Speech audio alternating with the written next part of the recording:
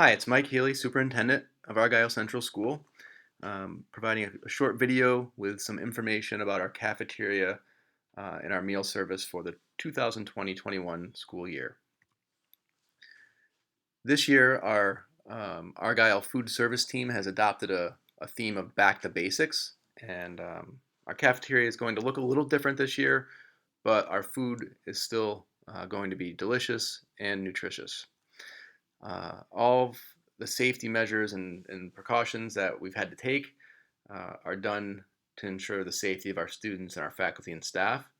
But with our theme of back to basics, we're really focusing on simplifying our daily menu so that we can move our students through the cafeteria lines and ensure they're able to get to their seats and eat their lunch as quickly as possible.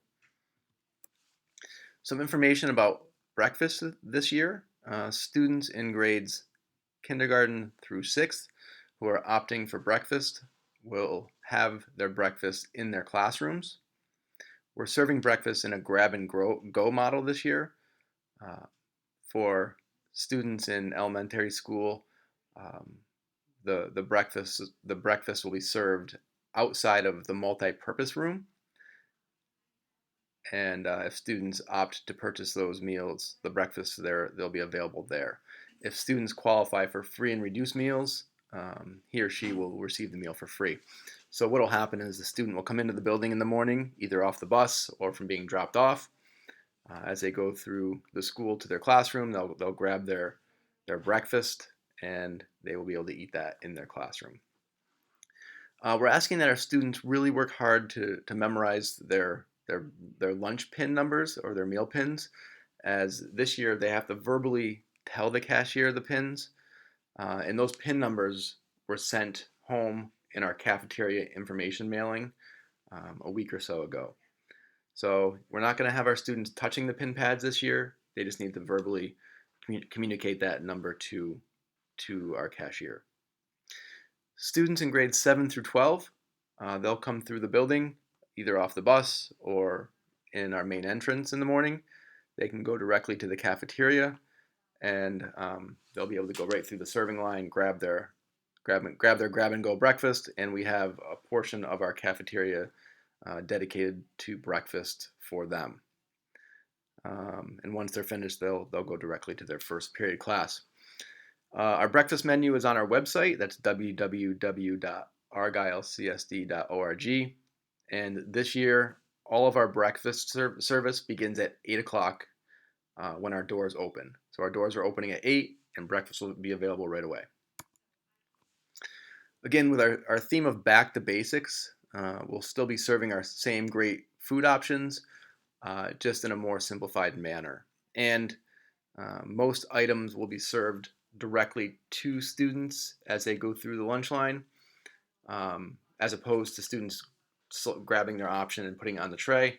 Our food service team will hand their selections directly to the students. And again, please practice the lunch pin codes. Our cafeteria team cannot stress this enough. We have to keep our lines moving and maintain social distancing in the meantime. So if we have students who are not aware of their PIN numbers, that really slows our service down and backs up our ability to move through the lines. As a reminder, this year is masks in motion. So anytime we're moving in the building, we're wearing masks, and that includes the cafeteria line while we're waiting for meals. And once our students have their lunch and they're seated at their table, they can take their masks off while they're eating. We will have snack options, and again, they'll be more simplified, but students will still have the ability to purchase snacks from our cafeteria. And once seated, our students should not plan to get out of their seats in the cafeteria. We have a plan where our custodians will come around for trash pickup and collection of trays. Again, we just want to minimize the movement in the cafeteria, so we have as I said, a plan to minimize movement by our custodians coming through and picking up our students' trash and trays. So we have a number of students who are opting to learn remotely this year, and if that applies to you, if you signed up for remote learning and you're interested in receiving meals from our food service department, you need to opt into that process, and the paperwork was sent home in the cafeteria meal mailing a week or so ago. If you don't have that form, you can absolutely call the cafeteria, and we'll make sure we get you set up with that. Um, the virtual or remote learning menu is also on our website, and the way we'll be delivering those meals, it'll be a pickup uh, service, and the meals for remote students will be available outside of our main entrance or the fishbowl from 9:30 to 9:45 on Mondays and Wednesdays. So Monday we'll have two breakfasts and two lunches. Wednesday we'll have three breakfasts and three lunches. Um, we'll have a staff member outside to assist. You just pull up and we'll bring the lunches out, and you'll have that option on Mondays and Wednesdays, 9:30 to 9:45. Free and reduced paperwork and some other information. We've mailed free and reduced applications to everyone in the district. Please fill those out as soon as you can and return them to the school. And just be aware, in the last 8 months, things have changed and it could have altered your status. If you're unsure if you qualify for free and reduced lunch, please complete and return the forms, and we'll be happy to let you know if you do.